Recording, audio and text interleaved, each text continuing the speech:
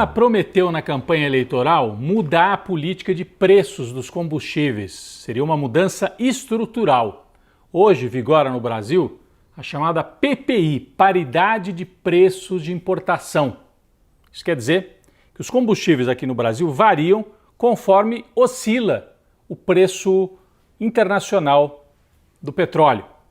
Bom, isso foi feito na época do Temer, mantido pelo Bolsonaro, a PPI, e significa um esvaziamento do refino do petróleo no Brasil, porque com isso fica mais atrativo o Brasil, que produz muito petróleo, exportar óleo cru e importar os produtos refinados, gasolina, diesel. Com isso, o Brasil não aproveita a estrutura de refino aqui. E o preço sobe demais. A gente viu na época do Bolsonaro, em alguns lugares do Brasil, bateu em R$ 8,00 o litro, R$ 10,00 o litro, com essas oscilações internacionais. O Lula prometeu mexer nisso e retomar refino no Brasil, acabar com a PPI e fazer um preço que ele chamou de abrasileirar os preços. Já que a gente produz aqui o petróleo, boa parte dos custos de produção, boa parte é em real, então não faz sentido oscilar completamente em dólar, conforme oscila no exterior. Tem que ter um equilíbrio nisso. Precisaria mexer na estrutura da própria Petrobras. Lula já nomeou um novo presidente para a companhia, o Jean Paul Prats, que tem uma posição mais próxima com essa linha do presidente, mas agora precisa mudar o conselho de administração da empresa. E esta semana abriu-se uma guerra ali. Quem é que nomeia pelo governo? Porque o conselho tem representantes de acionistas minoritários, que é a turma do mercado, que compra ação em bolsa, ação da Petrobras, mas a maioria do conselho, 6 nomes, vêm do governo federal, que é o controlador da Petrobras. E quem é que faz essas nomeações? Ministro das Minas e Energia, que é do Centrão, é do PSD, o partido do Kassab. E nesta semana que passou, ele indicou uma lista para compor o Conselho de Administração com nomes ligados ao mercado financeiro, ou seja, gente que não quer mexer nesta PPI, gente que quer manter o esquema que vem do Temer, que vem do Bolsonaro. Uma tentativa de dar uma espécie de golpe, assim, silencioso, na promessa e na tentativa de Lula de mudar esta política de preços. Aí Lula mandou parar tudo e repensar essa história dos nomes. Chegou-se a falar até que poderia ser demitido o ministro das Minas e Energia.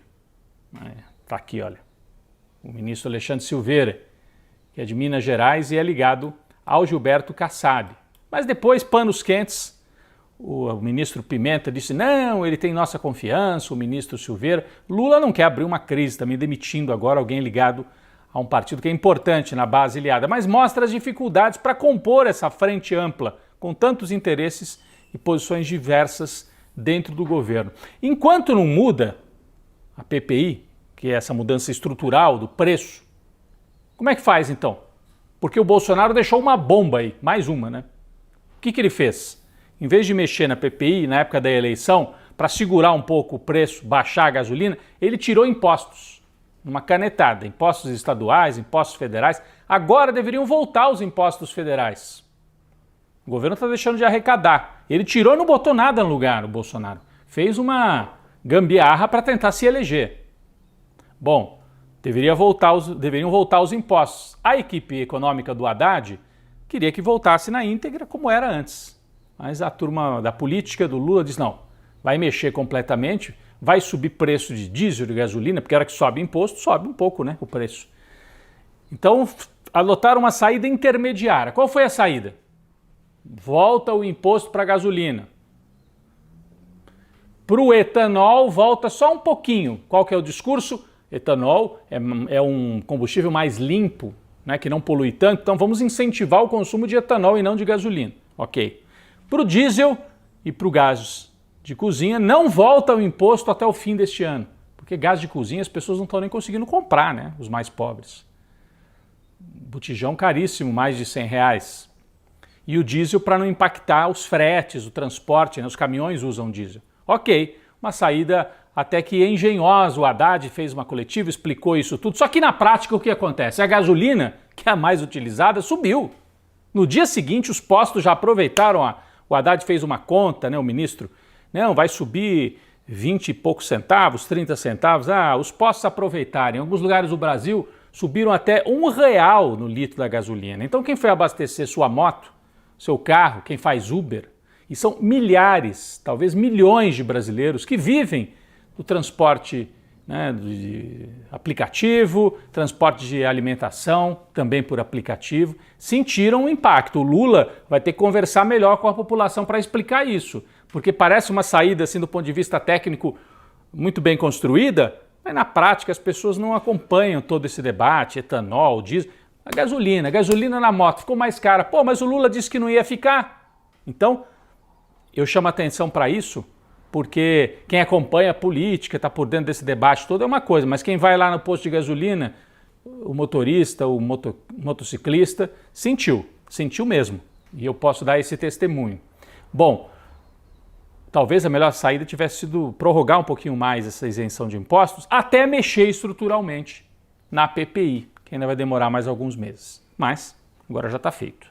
Boa notícia no governo federal dessa semana foi o anúncio do novo Bolsa Família. Como novo Bolsa Família? Porque na época do Lula foi lançado o programa, eram R$100 e poucos. Com a pandemia foi necessário esticar esse valor, lembram? O Bolsonaro queria dar 200, aí o Congresso, na época da pandemia, deu 600, depois virou Auxílio Brasil.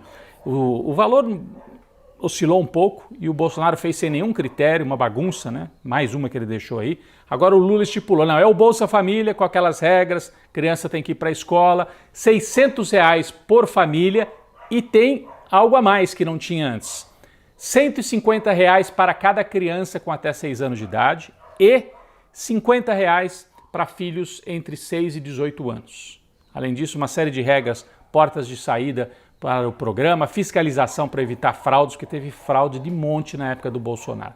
Então, o lançamento importante, teve aqui a presença do ministro Wellington Dias, que é o responsável por reorganizar o Bolsa Família, e algo fundamental, o Lula falou sobre isso no lançamento do programa. O programa só dará certo se o cadastro permitir que o benefício chegue exatamente às mulheres, aos homens e às crianças que precisam desse dinheiro. Bom, esta semana também, destaque para mais um personagem nefasto da Lava Jato que recebe o troco da história. O juiz Marcelo Bretas, que abusou do poder no Rio de Janeiro, uma espécie de Sérgio Moro carioca, fluminense, foi afastado da magistratura, foi afastado do cargo de juiz, porque o Conselho Nacional de Justiça considerou que ele não tem imparcialidade no julgamento. De fato, ajudou o colega, lembra do Witzel, aquele que foi eleito governador no Rio, que era juiz também? O Bretas ajudou, botou processo em cima do adversário do Witzel, que era o Eduardo Paes, na véspera da eleição. Depois aparecia em reunião política com Bolsonaro, com Witzel, um juiz daquele jeito da Lava Jato, que abusa do poder, usa o cargo para fazer política e agora foi afastado do cargo. É uma espécie de enterro final da Lava Jato também no Rio de Janeiro. Na Câmara dos Deputados, Dallagnol, que foi eleito deputado, lamentou. Disse que era dia de chorar pelo afastamento de Witzel. Bom, sem o Dallagnol, o Moro, o Bretas, essa turma toda, não teria havido a Lava Jato, o abuso de poder, não teria havido o Bolsonaro. Então, eu não choro não.